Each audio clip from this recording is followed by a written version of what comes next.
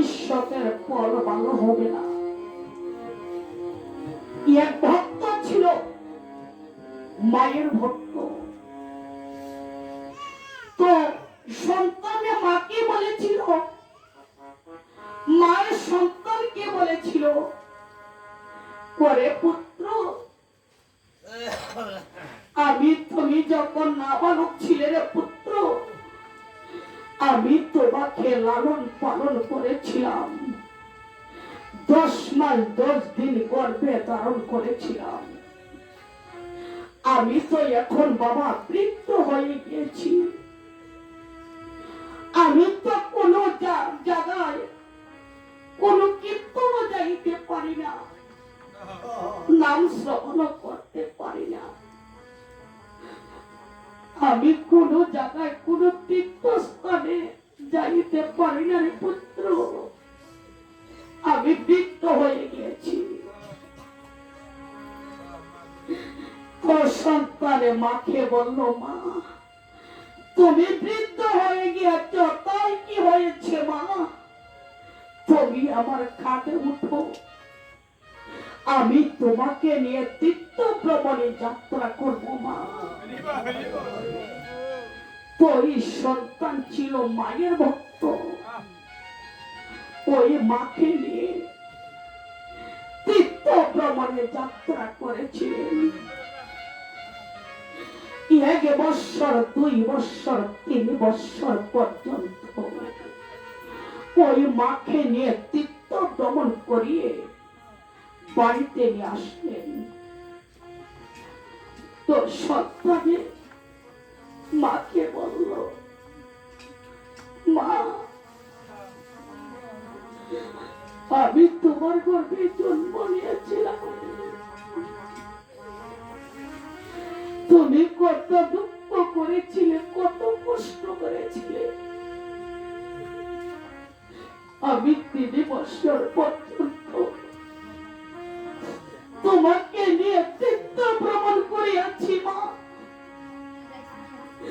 আমি কি তোমার এক পুরা দুধের ঋণ শোধ করতে পেরেছি গো মা?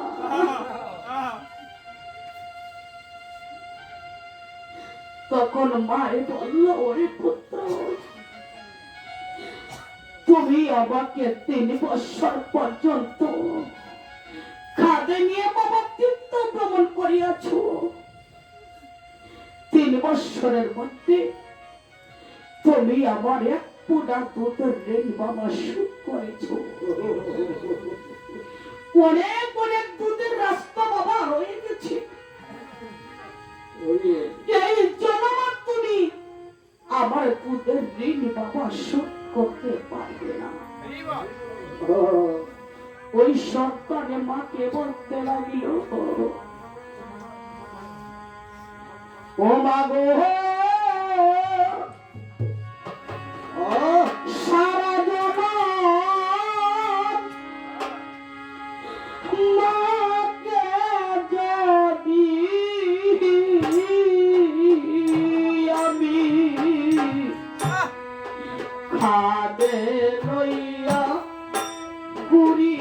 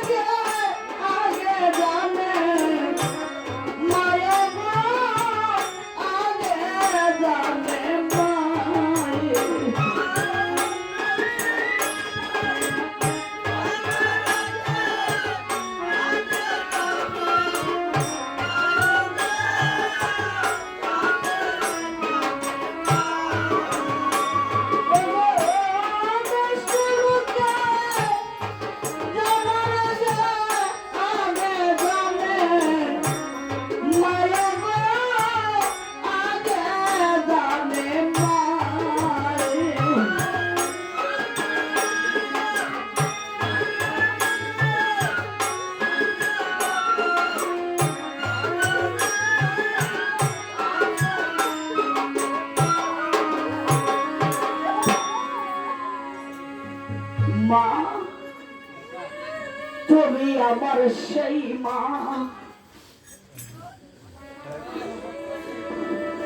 দুনিয়ার বুকে সব কিছু পাওয়া গেলেও মায়ের ভালোবাসা পাওয়া যায় না। মা গো, তোমার চোখে জল দেখলে আর সইতে পারি না মা। বলো তুমি কেন খাচ্ছ মা? বাবারে পুত্র, তোমার আমি কেন যে খাচ্ছি তোমরা বুঝবে না। তোমরা সেই বানরখানা ছেড়ে দাও মা। বানরখানা ছেড়ে দিব, তাহলে তুমি কেন বানরকে দেখে এমন করে খাচ্ছ? বলো মা, তোমার কি হয়েছে? করে পুত্র, তোমাদের কাছে আমি বলতে পারবো না। মায়ের চোখে জল দেখে, মায়ের কান্না দেখে আর সইতে পারলেন না দুটি শিশু। অনুভানকে ছেড়ে দিলেন। অনুভান সীতার চরণে প্রণাম করে ধুয়ে ধুয়ে চলে গেলেন রামচন্দ্র দিকে। বলেছে, প্রভু সর্বনাশ হয়েছে, প্রভু সর্বনাশ হয়েছে। বাল্মীকির তবু বলে ছোট ছোট দুটি ভালো অশ্বকানা বন্ধন করে রেখেছিল, আমাকে বন্ধন করে রেখেছিল প্রভু। আর মনে হয় দুটি ভারতের সঙ্গে আপনি যুদ্ধে জয়লাভ করতে পারবেন না। তাই লক্ষ্মণের কাছে বলেছে রামচন্দ্র, বলে ভাই লক্ষ্মণ, তুমি দেখে সবাই কাহার মায়ের পুত্র এত বড় শক্তি আমার হনুমানকে ধরে দিয়েছিল। লক্ষ্মণ ঠাকুর হনুমানকে সঙ্গে নিয়ে ধীরে ধীরে বাল্মীকির তপবনে গমন করেছিলেন। বাল্মীকির তপবনে যাইয়া নজর করে সাল দুটি শিশু খেলাধুলা করতেছে একেবারে পায়।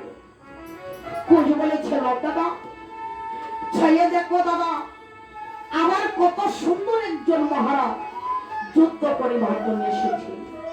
দাদা হাতে আবার ধন্যবাদ দেখা যাচ্ছে। আজ মনে হয় সেই মহারাজ আমাদের সঙ্গে যুদ্ধ করিবার জন্য এসেছে। দাদা লক্ষ্মণ ঠাকুর দুটি শিশুগণের কাছে যাইয়া বলল, ওরে শিশুগণ, তোমরা কি আমাদের রস্য করে একটা বন্ধন? বলেছে, হে আমরাই করেছি। তোমরা আমাদের রস্যখানা ছেড়ে দাও। দুটি শিশু বলেছে, মহারাজ অশ্বর কপালে আমরা কি ধৈর্যপত্র পাঠ করে দেখেছি, সতী মায়ের পুত্র হইলে অশ্ব করিতে পাইলে বন্ধন, অসতী মায়ের পুত্র হইলে হয়ে যাব নিধন। তাই পিনা ঝুঁকতে আমরা অশ্ব ফিরে দিতে পারবো না। লক্ষ্মণ বলেছে, শিশু তোমরা আমার কাছে পরিচয় দাও, তোমার কাহানি নন্দন, তোদের পিতার নাম কি এবং তোমাদের নাম কি, তোমাদের মাথার নাম কি? ওরে শিশু তোমরা আমার কাছে পরিচয় দাও। দুটি শিশু বলেছে, মহারাজ আমার আমি সতী মায়ের পুত্র, কিন্তু পিতার নাম বলতে পারবো না। ওরে শিশুগণ, তোমার পিতার নামই বলতে পারো না, আবার বলেছে তোমরা সতী মায়ের পুত্র, তোমার হয়তো অসতী মায়ের পুত্র। যে সন্তানের পিতার নাম বলতে পারবে না সেই সন্তান হয়েছে অসতী মায়ের পুত্র। দুটি শিশু বলেছে, মহারাজ আমরা কি সতী মায়ের পুত্র না অসতী মায়ের পুত্র? প্রথম হবে ভানে ভানে যুদ্ধ, তারপর হবে মুখে মুখে যুদ্ধ। আপনি বলেন মহারাজ আপনার মাতার নাম কি, আপনার পিতার নাম কি এবং আপনার নাম কি? লক্ষ্মণ বলে, কেন শিশুগণ আমি কেন বলতে পারবো না? আমি কি অসতী মায়ের পুত্র? আমার পিতা হয়েছিলেন অযোধ্যা রাজা দশরথের পুত্র, আমার নাম হয়েছে লক্ষ্মণ। দুটি শিশু বলেছে, মহারাজ শুনেছিলাম যে অযোধ্যা রাজা দশরথ ছিলেন তিনজন, আপনি কোন দশরথের ছেলে, আপনি কোন লক্ষণ? লক্ষণ বলেছেন, আরে শিশুগণ, অযোধ্যা রাজা দশরথ ছিলেন একজন, আমার ছিলেন পিতা। বলেছে নানা মহারাজ, অযোধ্যা রাজা দশরথ ছিলেন তিনজন, তাহলে আপনি শুনেন। একজন রাজা দশরথ ছিল পত্রমিত্রের সঙ্গে মৃগ শিকারে গিয়েছিলেন। মৃগের সন্ধান না পেয়ে অন্যমণির পুত্র সিন্ধুমণিকে নিধন করেছিলেন। রাজা দশরথ ছিলেন একজন।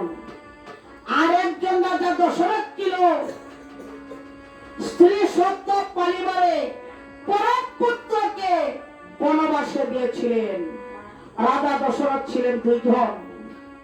আর একজন রাজা দশরথ ছিল চার পুত্র কইয়া তিনি বাসী মরা হয়ে গিয়েছিলেন।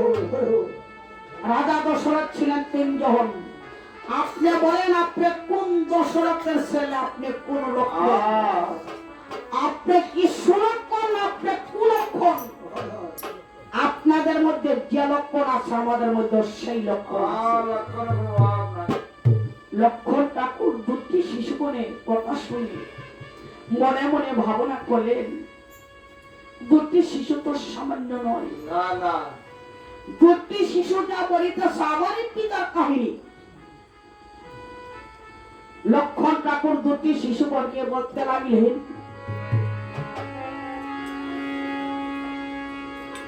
হয় আমি বলি রে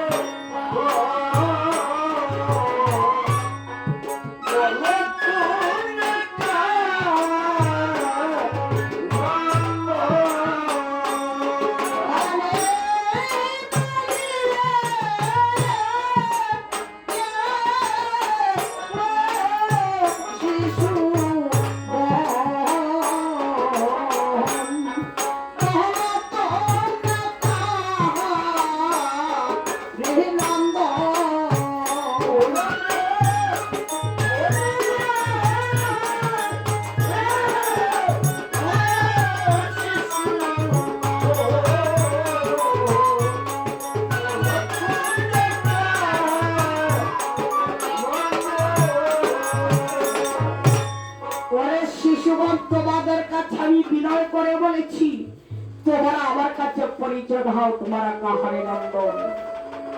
মহারাজ জানি আমার সতী মায়ের পুত্র, পিতার নাম বলতে পারবো। লক্ষণ ঠাকুর কি করলেন, দুটি শিশুগণকে বিনয় করতে লাগিলেন, যারে তোর মায়ের কুলে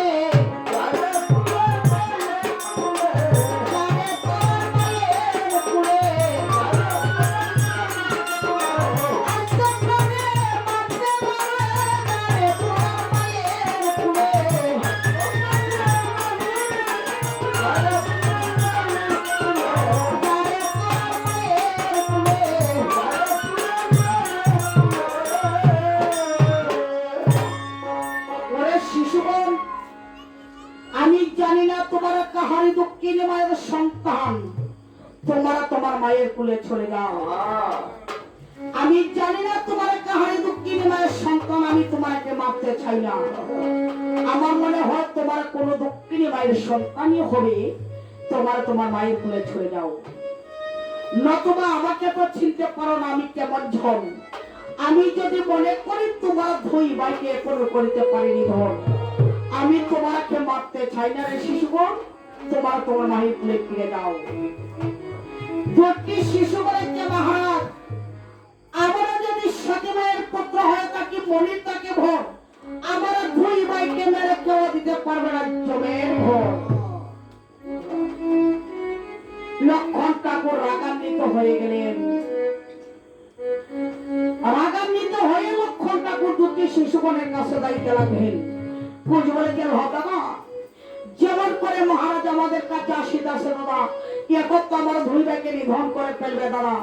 অতি সত্তর করে সেই মহারাজকে অচৈতন্য করে লক্ষণ হয়। লাবার কুজ ধনবান হস্তে নিয়ে ধীরে ধীরে লক্ষণের দিকে যাইতে লাগলেন। লক্ষণ ঠাকুর দুটি শিশুকরকে বিনয় করতে লাগলেন, হয় আমি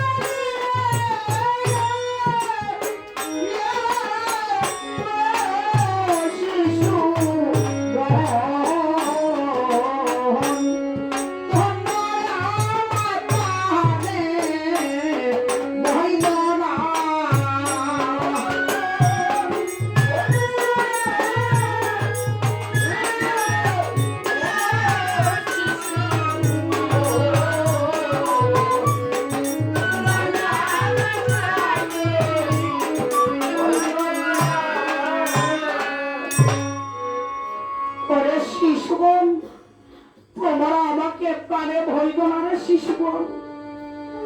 দুটি শিশু আর বিনয় মানেন না। লক্ষণ ঠাকুরকে অচৈতন্য পরিবার জন্য দুটি শিশু লক্ষণের দিকে বাদ ছাড়িতে লাগিলে।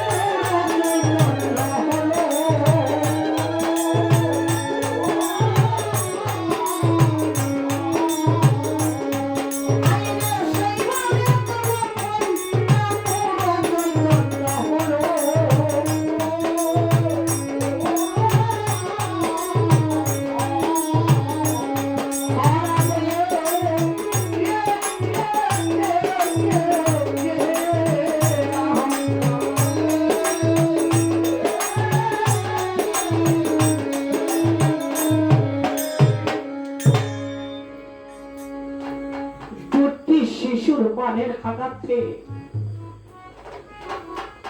লক্ষণ ঠাকুর অচৈতন্য হয়ে পড়ে গেলেন। লামার কজ বলেছে, লাভ দাদাই আজ আমরা যুদ্ধে জয়লাভ করেছি দাদা, জয়লাভ করেছি। এই তো আমরা দুটি, আমরা দুই ভাই একজন মহারাজকে আমরা অচৈতন্য করেছি। লক্ষণ ঠাকুর অচৈতন্য হয়ে পরমানের কাছে জিজ্ঞাসা করেছে, অনুরে আজ তো আমি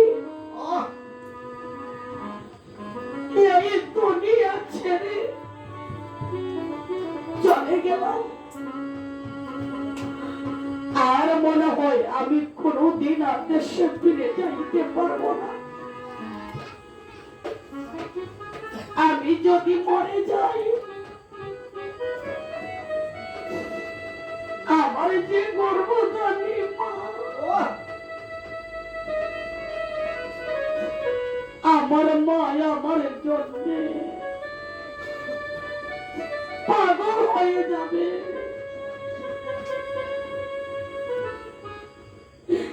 আমার মাকে তুমি সান্ত্বনা দিও।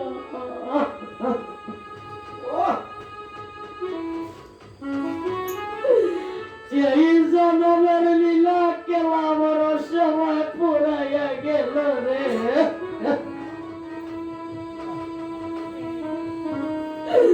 আমার মাকে তুমি সান্ত্বনা দিও।